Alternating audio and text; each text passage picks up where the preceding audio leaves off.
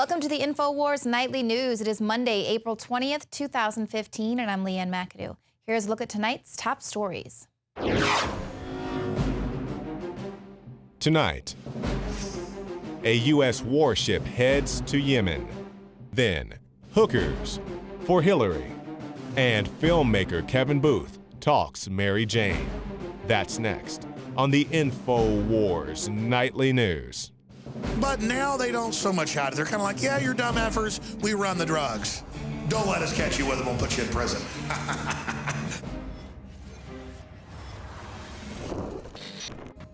Well, in a move that is sure to exacerbate calls for campaign reform, a group of sex workers has officially endorsed Hillary Clinton for president. The girls at the Moonlight Bunny Ranch are calling their campaign Hookers for Hillary, and they're promising an extra bit of time in the bedroom for anyone who donates to Clinton's campaign. Nothing shady there. Now, the girls give their 4 points for why they think Hillary should be president. They've cited her ability to negotiate with foreign leaders, saying it's similar to how they communicate with foreign men through a language barrier. And of course, they also appreciate that they now have health insurance, which they've never had access to before Obamacare, because what they're doing is legal prostitution, so they can qualify for affordable health care. And Air Force Amy says that she'll be voting for Hillary because I'll stick by any woman that stands by her man in a cheating relationship so that she can further her career. Such a feminist here. Now, it's really not a lot different than what they're doing out on the campaign trail, right? Pimping out the country for a little bit of that campaign cash. So it's very apropos. Ted Cruz actually joked that running for office is real simple. All you have to do is just surgically disconnect your shame sensor. So there you go. But there's even more shady business deals that Rand Paul has been saying for weeks might be just what is going to actually take Clinton down. It's a new book set to be released in May called Clinton Cash. And writer Peter Schweizer investigates donations made to the Clinton Foundation by foreign entities. And this book is asserting that foreign entities who made payments to the Clinton Foundation and to Mr. Clinton through his high-speaking fees received favors from Mrs. Clinton's State Department in return. He gives some examples, including a free trade agreement in Colombia that benefited a major foundation donor's natural resource investments, a lot of development projects in the aftermath of the Haitian earthquake, and more than $1 million in payments to Mr. Clinton by a Canadian bank and major shareholder in the Keystone XL pipeline. And of course, this was right around the same time that all of that was being worked through the State Department. Now, Clinton aides, they're of course calling this absurd conspiracy theory and just another conservative hit job. So once again, poor Hillary is the victim. For a woman who's really trying to be a strong feminist, she sure does play the victim role a lot these days. But Schweizer writes that from 2001 to 2012, the Clintons' income was at least $136.5 million. So that was during Hillary's years of public service. The Clintons conducted or facilitated hundreds of large transactions with foreign governments and individuals, and some of these transactions have put millions in their own pockets. And of course, the Clinton Foundation has come under scrutiny for accepting foreign donations while Mrs. Clinton served as the Secretary of State. And you know that they think that this at least looks a little corrupt because just last week, the foundation changed their policies. So now they're going to prohibit giving by any other nations in the Middle East. So they can see that this is a little bit counterintuitive. She's saying that she's for women and children while accepting huge donations from countries like Saudi Arabia or the United Arab Emirates, who are beheading gay people or throwing women in jail who've been raped, victims of rape. They're being thrown in prison for committing adultery. So here, she doesn't mind doing shady business deals with these type of people. They're, in fact, our allies in the Middle East. So it'll be very telling in the coming days just where the media stands. Will they cover this story Chipotle-gate style, or are they going to just go the whole email scandal route and not cover it at all? You know, we're not going to forget about those emails which we're sure you just deleted because they had your yoga routines in them and they didn't actually provide any evidence of all these foreign donations and the kickbacks that these countries are going to be receiving from the State Department, right, Hillary? Now, is it time for people to stop calling InfoWars conspiracy theorists? Now we have the head of PayPal saying that they want brain chips to replace passwords. Oh my goodness, huge conspiracy theorist here. This is PayPal's global head of developer evangelism.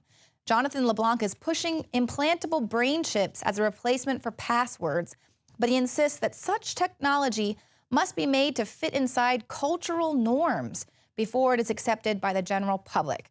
So obviously we can expect a huge psyop coming to get people to accept that this is culturally normal. But listen to some of the options here, he says. This is in a presentation called Kill All Passwords. LeBlanc admits that the future of authentication security is going to get creepy, and traditional passwords are going to be phased out due to their innumerable security flaws, but he's envisioning brain chips to measure thought patterns so that childhood memories could be invoked by the user to unlock their computer. So no longer having to remember who your first boyfriend was or the name of the street that you lived on. Now these brain chips are just going to scan your memories to give you access to your vehicle, your computer, to file your taxes, all of these things. And LeBlanc says that realistically, the ones that are going to succeed, whether it's embeddable, ingestible, injectable, or what have you, these are the ones that are going to play into cultural norms, the ones that are going to meet the demands of the populace overall and not be creepy. So even though they seem creepy today, in the future, they will not be creepy. They'll be culturally normal.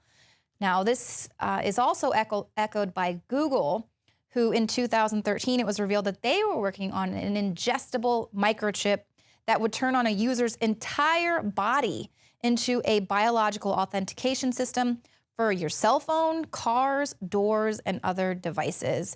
And they're also developing a wearable e-tattoo that can decipher a user's thoughts by detecting the unvocalized words in their throat. At what point in our society is any of that going to not become creepy? So obviously we're going to have a huge onslaught of science fiction movies showing everyone how cool it is with these e-tattoos that can read the thoughts that before they're even vocalized in your throat. Now, that is frightening to me. Hopefully I'll be long gone by then. Now we have another story coming out about the war on driving. It's all about control. All of this is about controlling you. And of course, with your cell phone and your passwords and your cars and everything, they want to be able to control access to that. So they've got to control you. Now we have automakers wanting to outlaw gearheads from working on their own cars. They claim that modern vehicles are too complex for home mechanics to fix. And this is the Association of Global Automakers. They're a lobbying firm for 12 manufacturers, and they're asking that the U.S. Copyright Office prevent car owners from accessing computer programs that control the functioning of a motorized vehicle. This will include personal automobiles, commercial motor vehicles, and agricultural machinery for purposes of lawful diagnosis and repair or aftermarket personalization, modification, or other improvement. They say that users have to access a substantial amount of all their copyrighted material in order to diagnose and repair their cars. And of course, they're so concerned because they say that if a person goes in and removes programs at a whim, they're highly likely to take vehicles out of compliance with federal requirements there. So of course, they're so concerned that, you know, if you modify your car, you're not going to be able to sell it. Oh my goodness. No, what this is really all about is people who have been working on their own cars for decades are not going to like these new autonomous self-driving cars. And of course, the number one way to keep people from getting behind the wheel is to keep them from getting under the hood. And that's what this is all about. Just more war on driving, more control, all about the self-driving cars that are coming in the future. Now stick around because joining me in studio will be David Knight We're going to talk about the Trans-Pacific Partnership and how Obama has just gained fast-track authority from Congress. My name is Alex Jones. Most of you know me from my syndicated radio program and my documentary films, as well as InfoWars Nightly News. When I got on air 20 years ago, I had discovered the globalist program, their plan to take over the world, and my focus went from running 6 miles every other day, swimming 2-3 miles a couple times a week, and lifting weights, to focusing on fighting the globalists. I've gone from 279 pounds all the way down to 235 pounds, and the weight's going off even faster. Super Male Vitality, Survival Shield X2 Nascent Iodine, and Oxy Powder. Those 3 products of the entire family of InfoWarsLife.com products are the most important from my own personal experience. And it wasn't just that my weight loss accelerated. My muscle mass increased. My stamina, my energy levels exploded. Now is the time to take action. Start your journey today with the Alex Challenge Pack. It's the trifecta of change. Secure yours today and get free shipping for a limited time at InfoWarsLife.com or 888-253-3139. The knowledge of the ancients, tried and true, trusted herbs and extracts fused with the latest nutraceutical science. Introducing the all-new Ancient Defense Herbal Immunity Blend, crafted with over 14 key ancient herbs and extracts to supercharge and prepare your body for what experts admit is the most dangerous season of the year. We have rejected hundreds of other formulations in our quest to bring you what is simply the most powerful and comprehensive proprietary formula that we have ever created in the realm of herbal immunity. For the last 2 years, our team has been working with top doctors, nutritionists, and chemists to develop the ultimate nutraceutical formulation. Experience the benefits of combining over 14 ancient herbs and extracts with exciting new advances in nutraceutical science. For a limited time, get 25% off on this introductory offer. Visit ancientdefense.com or call 888-253-3139. ancientdefense.com. There's no doubt that our country is in serious trouble right now. And if you're wondering how on earth we ever got in this situation, well, I'll tell you how. When the Democrats showed their true colors, you got angry and you elected Republicans. And then when the Republicans showed their true colors, you got angry and elected Democrats. And when anyone suggested to you that both parties were corrupt and that neither side were looking out for your best interest, you acted like they were crazy. But the real definition of crazy is doing the same thing over and over again and expecting different results. That's why it is vitally important that you wake up, America, and break the matrix. InfoWars.com, PrisonPlanet.tv, and The Alex Jones Show, because there's a war on for your mind.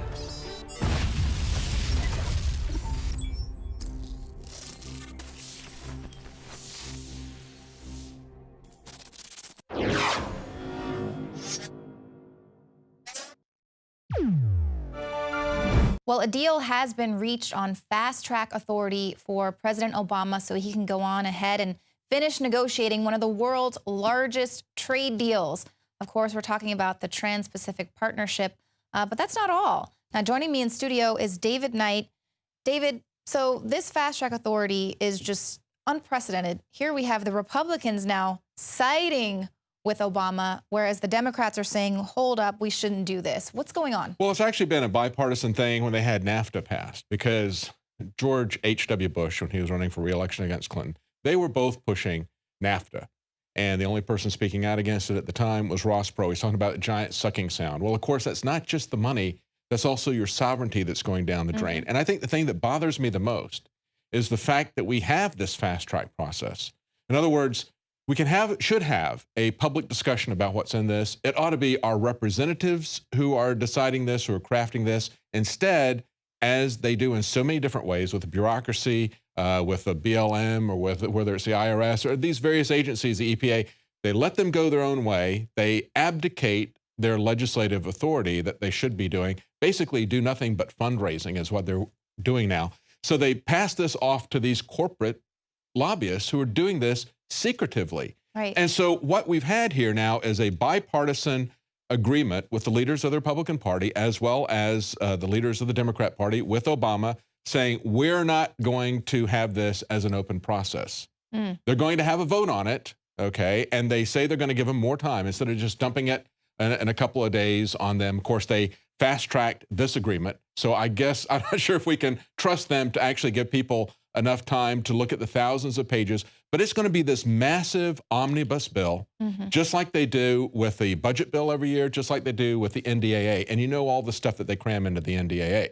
Right. Okay, the Section 1033, the 1023, indefinite detention without trial, all this stuff. Even John McCain's bill to hand over to a foreign corporation the copper mining rights to this area of Arizona. Going to devastate the area. But that's the kind of thing we're going to see with these trading partnerships. Right. And a lot of people who are against this are arguing that trade deals in the past have failed to deliver on their promises. Yes. And they've, made the country much worse, put it in a much worse position.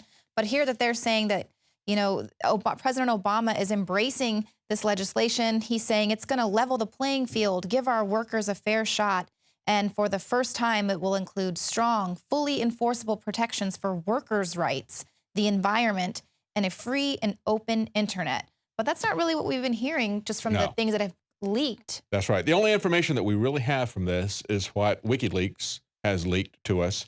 Thank you, WikiLeaks, because we can't get the truth from our legislative representatives, and we're not getting the truth certainly from Obama. Obama is basically referring to NAFTA. It's like, okay, we lied to you about a NAFTA. Okay, it was a horrible deal. We've lost 61% of our manufacturing, and we've gone into debt with a trade deficit every year, and the last 14 years have been 14 record trade deficits.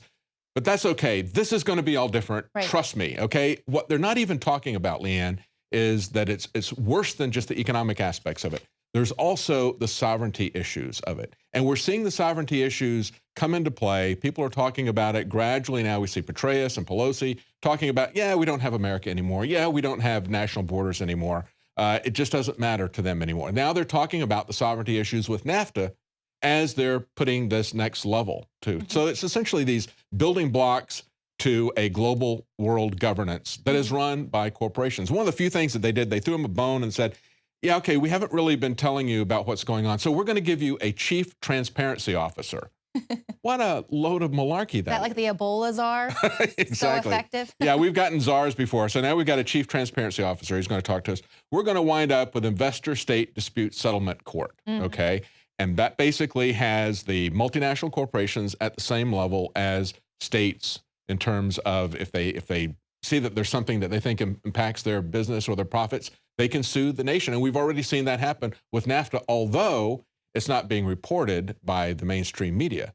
These proceedings are pretty hard to find because they're done in secret, in arbitration. But we know it's going to happen. It's already happened here. There's been billions of dollars turned over from American taxpayers to these multinational corporations because their profits were impacted by regulation. It might be, for example, let's talk about the Trans-Pacific Partnership. Let's say that they decide in Japan that they want to restrict nuclear power because of Fukushima, or they want to shut that down. Well, these companies could come back and say, you're impacting our profits, so you pay us.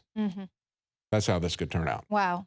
And we're already seeing that type of issue crop up with countries denying Monsanto and other biopharmaceutical geoengineering, things like that, from entering their country. That's right. And so now they're saying, well, you're cutting into our profits. But here are the differences is now they're going to be taking them to these independent tribunals where someone outside of everyone's...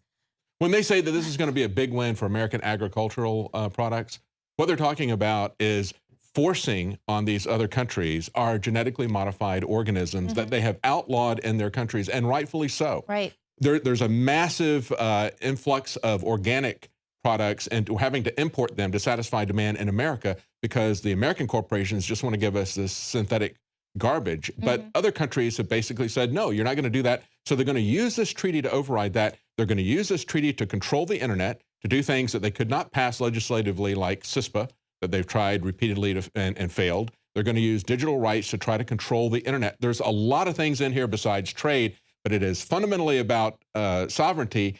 And what people should be really angry about is the fact that our elected representatives have enabled the corporate lobbyists to write these rules and have just abdicated any responsibility for having anything to do with this. It's going to come in with an up or down vote. They're going to say it's too important. I had to vote for this, this, and this. I know that was bad, but it was a take it all or leave it all. That's the way this is going to go down. Yeah, absolutely. And everyone's concerned because it's taken a few years for this to pass. Well, there's a reason why. It's because it's such a huge trade deal. It's going to affect so many different sectors around the world. And we know that it's absolutely going to impact jobs because of something that they've had to include in this package along the way to get Democrats to go along with it. Trade adjustment assistance. So this is trade adjustment assistance. It's going to be aid to workers whose jobs are displaced by global trade. Let me tell you how that's going to work out. Okay, we're just looking at this thing in Oregon where they were coming against the miners, the BLM. It's an economically very depressed area because the U.S. Forestry Service shut down logging in that area. Now, understand that in the national parks, it's not clear-cut logging. They're going in the past, they would go in and they would take standing dead wood out, which reduces the chances of a catastrophic fire. Like we saw here in Bastrop, just outside of Austin, where it burned 99% of the state park that was there. Or like we saw in Yellowstone, devastating wildfires because the policy now is not what it used to be. I had an uncle who was a head of the forestry department at the University of Missouri, and that is irresponsible to manage the forest that way. It was a win-win situation. You could control wildfires and you could have an economy there. They took that down, and instead what they did was they gave welfare payments to the people who had previously made money in the logging industry. After 10 years, they stopped that. That's what's going to happen to this. They're going to ease the transition into a servitude state. Right. Because we're now at the point where we're losing our service jobs as well as our manufacturing jobs. We're getting a lowered wage base. But again, it's not even about that. It's about the sovereignty, and it's about the fact that our congressmen and senators would abdicate their responsibility to pass these laws. And we've got all the Republicans doing it, all the Republicans who are running for president, and you've got Obama doing it. There's a civil war in the Democrat Party, and they always run these things through with a Democrat president. Clinton ran through NAFTA, and you got Obama to run through Trans-Pacific Partnership, the Transatlantic Partnership, TTIP. That's where they're going to put it through because everybody would smell a rotten fish if it was coming through from the Republicans. They would say this is nothing but corporatism. And that's what it is. It's corporatism. This is not free trade any more than the bank bailouts were capitalism or free markets. It's not free markets. It's crony capitalism. And that's why it's so obvious when you see the Republicans rallying around this and trying to let this be Obama's one big thing that he can push through before 2016 happens. It's absolutely. Quite clear. They say it defines his legacy. Well, you know what it does define? It defines these presidential candidates for us. Because you have to look at this and say, why would they do this? Are they bought and sold? They can't be that stupid. I really can't believe that they're that stupid, that they could look at NAFTA and make the same mistakes again, see where that is leading, but that they would abdicate their responsibility to make the laws, to make treaties.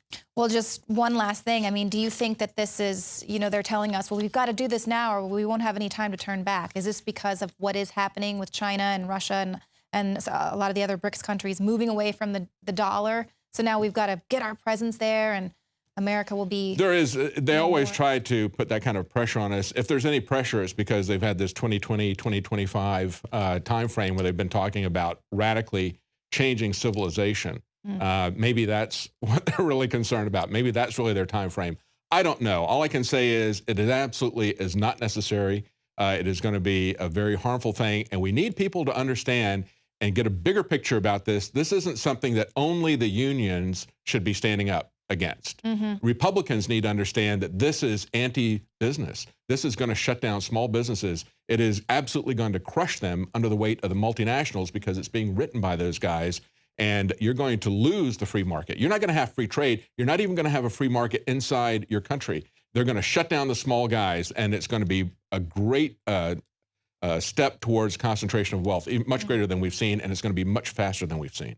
Wow. Well, thank you, David. And it is especially so important for all of us to speak out now as we have these candidates out there putting their hats in the game to run for the president, to just speak up and let them know that we're not going to be pimped out anymore to corporate America or to the New World Order.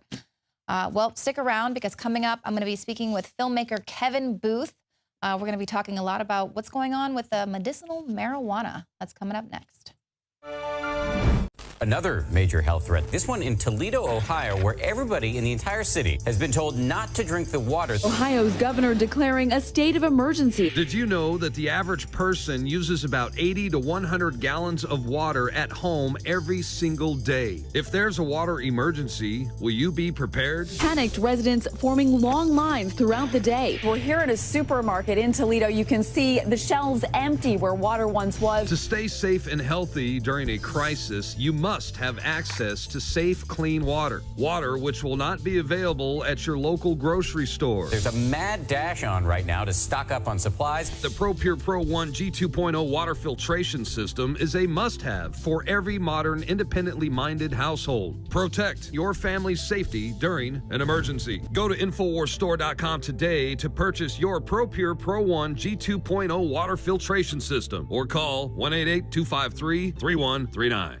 InfoWars Life and InfoWarsLife.com is extremely excited to announce our latest release, Winter Sun, a revolutionary type of vitamin D3. Winter Sun is a premium quality vitamin D3 nutritional supplement. It is produced by extracting oil from healthy, nutrient-dense plants known as lichens. Every batch is analyzed for purity and D3 content. It's completely free of toxins and allergens. Simply put, if you want the best at an extremely low price, this is it. Winter Sun is the result of our pursuit of the best source of vitamin D3. The research and development took over 2 years, but the result, as verified by independent laboratories, is the best vegan vitamin D3 product in the world. Read the facts at InfoWarsLife.com about Winter Sun Vitamin D3. Not only does vitamin D3 promote a healthy mood, but vitamin D supports our memory and brain function, something the globalists are targeting. Visit InfoWars.com today or call 888-253-3139. It's stimulating, mind-expanding, safer to use than alcohol. It's the in thing. Such are the myths concerning marijuana. Myths that lull thousands of young people into experimenting with the noxious weed. Marijuana, the burning weed with its roots in hell. Should marijuana be legalized? We'll debate the pros and cons right now. Marijuana leads to doing worse things. That's just a fact. I don't care what anybody says. The drug war is a total failure, and the federal drug war ought to be revisited and, for the most part, gotten rid of. This has corrupted our government, it has destroyed our due process, and it is withholding from people medicine that is very effective, and we need to stop it. We need to roll prohibition back right now. Marijuana is natural. You know, there's so many different things that you could use it for, including, you know, helping cancer patients. I'm a Christian minister. Yeah. And I believe, you know, Jesus will be okay with it. There have been studies proven that children who have 400 seizures a day, that's intense, that's like a seizure a minute, who can't stop just violently convulsing, have been helped and have stopped having seizures like after 2 to 3 days after applying the cannabinoid oil treatment to themselves, like in their food or something like that. Like, that's incredible. There's proof of that. Like, it's all over the internet. The mandatory minimums locking people up for non-violent crimes for very long periods of time where there's no discretion for the fact that they were non-violent, that this is their first offense. No, just lock them up. You two-bit heroes, making life miserable for innocent children.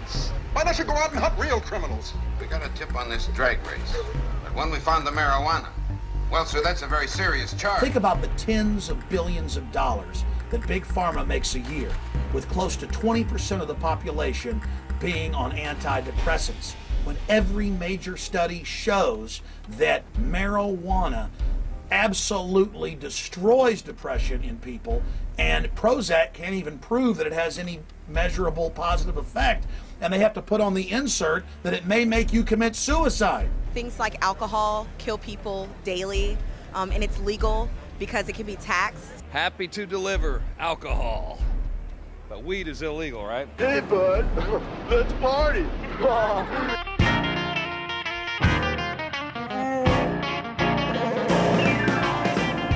I do think, however, that the pharmaceutical company should stay away. Like, just keep it natural. Let's have the sun out, you know, like roast the seeds in the dirt.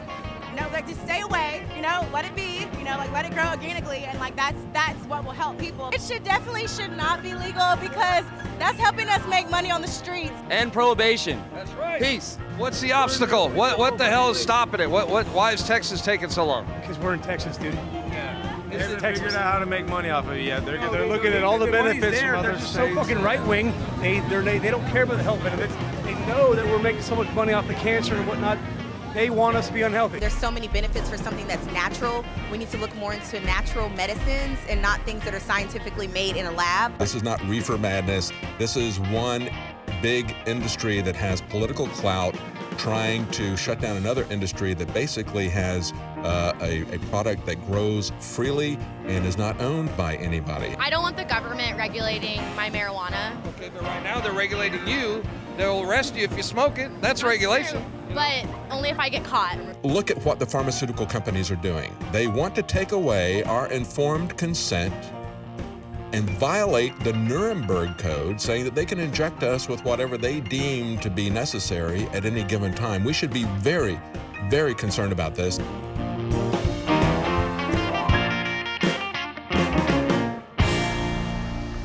I didn't know you were a weed head, Tony. All my friends are.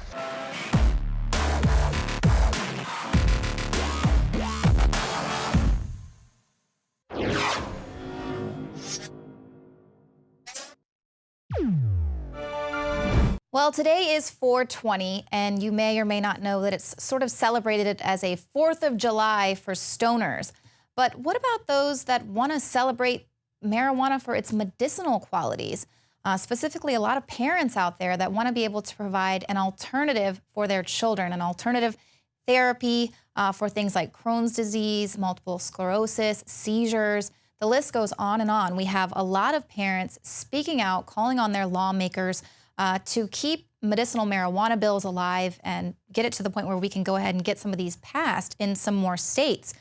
Now, there's an article up today. The state seizes an 11-year-old and then arrests his mother after he was defending medical marijuana during a school presentation.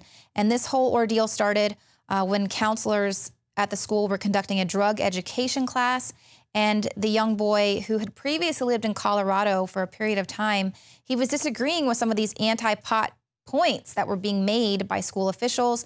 And he said, "My mom says different things, like she calls it cannabis and not marijuana." And he let them know how educated he was on the facts. And of course, this frightened the teachers, who immediately then called officials. They went on to raid the home of the woman who is a cannabis oil activist. They raided her home based on things that the boy was saying in school. And they had the boy locked up. Neither of his parents were alerted about the fact that police officials were questioning her 11-year-old, which is against the law. So obviously going out of their way to really push back against medicinal marijuana. It's just the most frightening thing that's out there, and it's a plant. So joining me today is filmmaker Kevin Booth. He's the award-winning documentary filmmaker of American Drug War 1 and 2, as well as How Weed Won the West. You can find those films and more at NoWorldOrder.com. So Kevin Booth, thank you for taking the time out of your celebrations here today on 4/20 to join us. No problem. It was easy to do. I appreciate you guys calling me at the last second like that. It's great. Hey, well, you're the man for a day like today. So what do you think about some of these stories that are coming out? Last week, we have a story of a state seizing an 11-year-old because he was at school and they were giving him sort of a drug education class. And he said, well, wait a minute, that's not what my mom calls marijuana. She calls it cannabis. And she helped cure my Crohn's disease with this. And of course, immediately the school took him in back with the principal, and the cops went and raided the woman's home. What do you think about that? I know. I was just watching that just now, and I love it because, you know, my wife and I went through the whole foster thing, and I love the way the woman is on the doorstep and she's like, "I'm from DCF. Here's a pamphlet." That's exactly, I mean, that's like DCF to the T. Like, here's a pamphlet. Like, here's a pamphlet about what your government is screwing you. This is to explain to you how we're screwing you. Here's a pamphlet. Right. Yeah, and the fact that she just had the oil in there, the Rick Simpson oil, kind of proves that she's not really like a pot smoker or a dealer or anything like that. There's only one reason. I don't know anybody who uses the Rick Simpson oil recreationally or as a party drug. I've never even tried. I've tried a little tiny bit of it, and it's really not even all that fun for me. I mean, there's probably people out there going to disagree with that. So she's obviously doing this medicinally. But it's just so classic. I don't know. I've been to Kansas, so I get it. I've been to Colorado and I've been to Kansas, so I can totally see that happening. Like the kid just came from Colorado, where everybody's free to do what they want. And oh, by the way, the local economy is thriving. And oh, although by the way, everybody is like healthy and beautiful and gorgeous looking. Crime's gone down. My only question is why did she move from Colorado to Kansas? That's the only part of the whole story I don't understand. Everything else, the police being total jerks in Kansas, I get. Everybody being corrupt jerks. Yeah. I get the rest of the story. Why did she go to Kansas? Maybe it was a family reason. It's horrible. I hope things work out for her. But the idea that, the government is going to take away my children to save me and then put me in a house with meth smoking pedophiles. Right. And obviously you point that out in one of your films about how, you can have your state-sponsored drugs given to these kids who are taken into foster care and things like that. The state will pump them full of pharmaceutical drugs. But if a parent wants to provide an alternative, a natural alternative for their child, here she was helping treat Crohn's disease. We just had a whole bunch of Austin moms here last Thursday calling on lawmakers to provide medical marijuana bills, keep them alive, because they want to be able to treat autism. And they're hearing a lot about some success stories with parents treating autism. So this is a natural alternative. And like you said, a lot of times with the oil and things like that, it's not giving kids a high. A lot of times it's like a lotion you can just rub on the skin and things like that. So why this issue to stop something that's natural? I mean, most parents, they just want to be able to care for their children and give them whatever options are out there.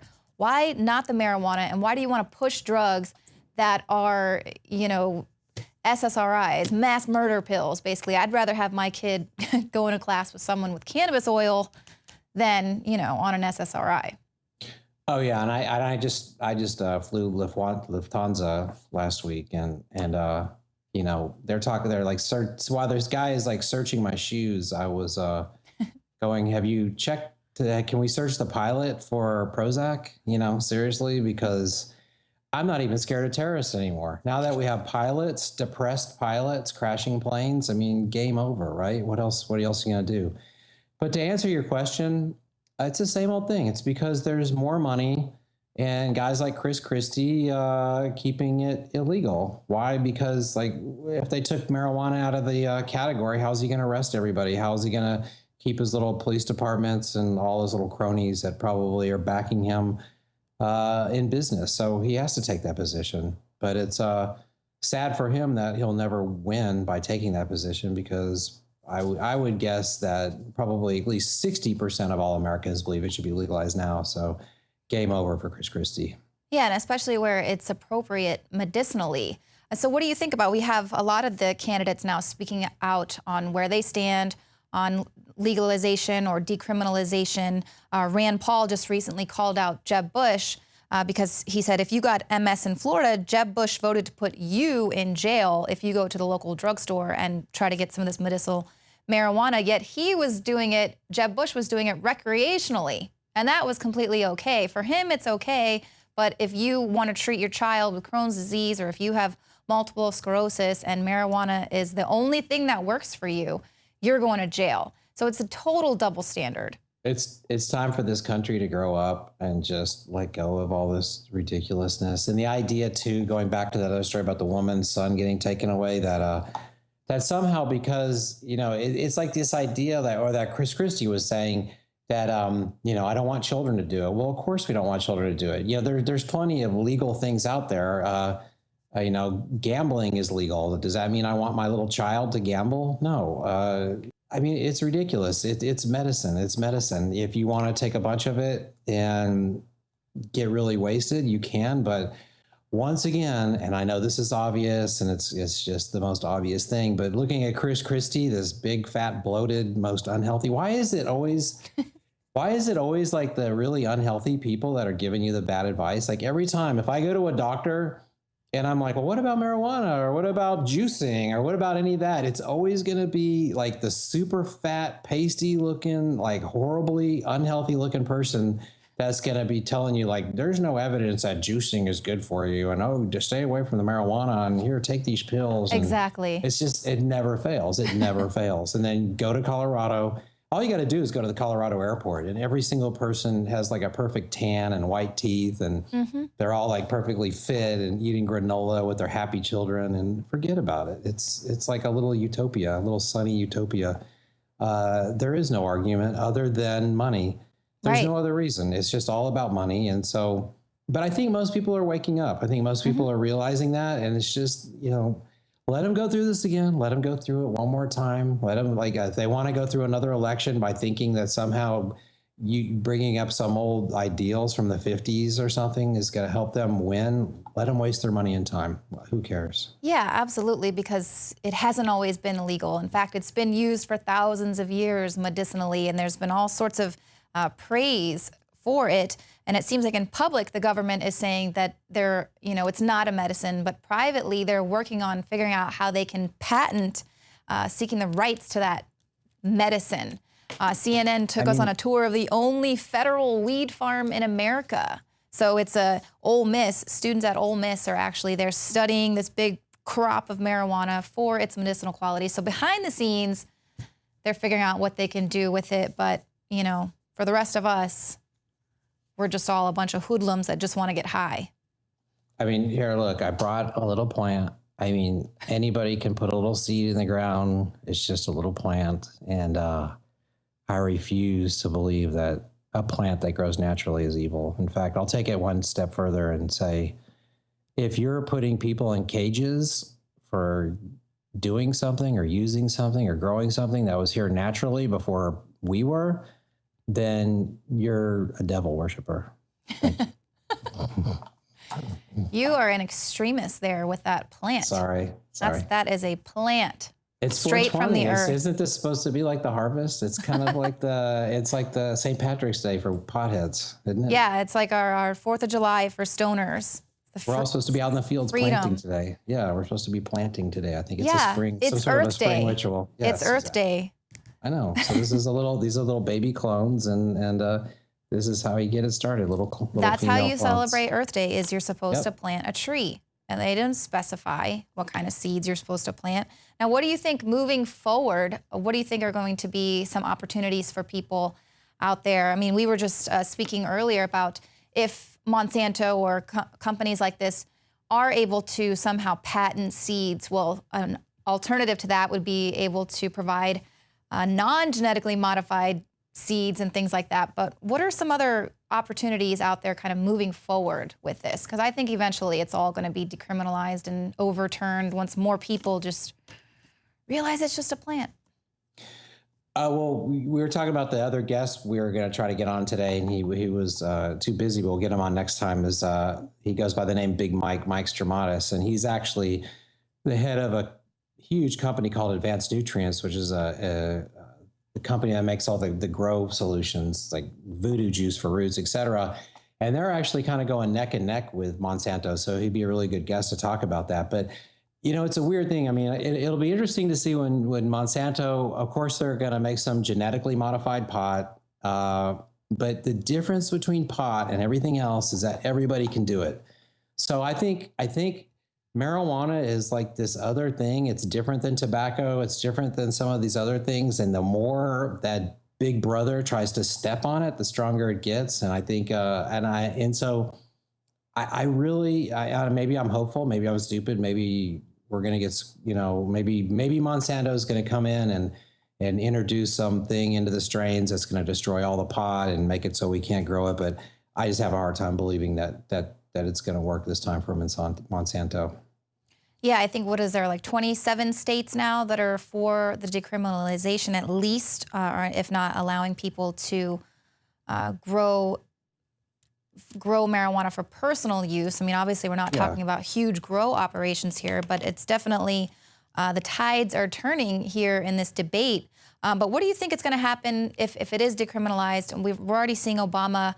He has shortened the sentences of people who were charged with these, you know, astronomical mandatory minimums just for maybe carrying a joint or something like that. What do you think are going to be some of the repercussions going forward, the big changes in the drug war? I don't know. I mean, when you go to Colorado, they've jumped to like a further extreme. Obviously, I think probably the next step is going to be all these synthetic drugs. When it gets to the point where there's people in laboratories now making synthetic cannabinoids, what would you rather, seriously, you're going to push this thing so far to where the children are going to be doing cannabinoids made in a laboratory other than like a plant. Seriously. Right. Well, mom and dad out there, this, I know you don't want your kids to be stoned, but if you have to make a choice, you want it to be natural, just like anything else in this world. Natural is always better. Right. And well, that was actually the big thing that happened last year. They were reporting about all of these deaths from kids getting their hands on spice, which was a totally legal that's one of alternative, them. Yeah. which it was really obvious that once a reporter kind of took it a step further and said, who created this synthetic marijuana? And then it turned out it was actually a pharmaceutical company that was able to extract that, part of the marijuana and put it into the spice, and they were able to patent it. It's a pharmaceutical company that was able to create this spice, this synthetic cannabinoid. Right. Well, what's happening there? I actually just watched a Vice episode about it last night. Was that there's a guy in New Zealand. It was like this brilliant synthetic drug guy, and he's creating all these drugs, including synthetic cannabinoids, other versions of MDMA, which is ecstasy, and like safer alternatives to crystal meth, and all these things. He's creating this laboratory, and his brand is like supposedly safe, and there hasn't been any deaths from it. But what's happening, then all these big Chinese companies and all these other companies are coming reproducing his brand, and that's what's flooding the market with knockoffs of what he does, and that's what's killing everybody. So it's look, people are always going to do what you don't allow them to do. You can never legislate morality. It doesn't work, never has worked. It's never going to work. And so, I don't know. All I can say is that if everybody just grew a little bit of pot in their own yards, they could use it, not use it, whatever, but it's going to break the whole black market. Right. Yeah. And a lot of Chris Christie and others saying it's a gateway drug. Oh my goodness. But so is that what you want to tell everyone celebrating 420 today? What do you want to tell everyone out there? Obama says Congress isn't going to change the law on a national basis anytime soon.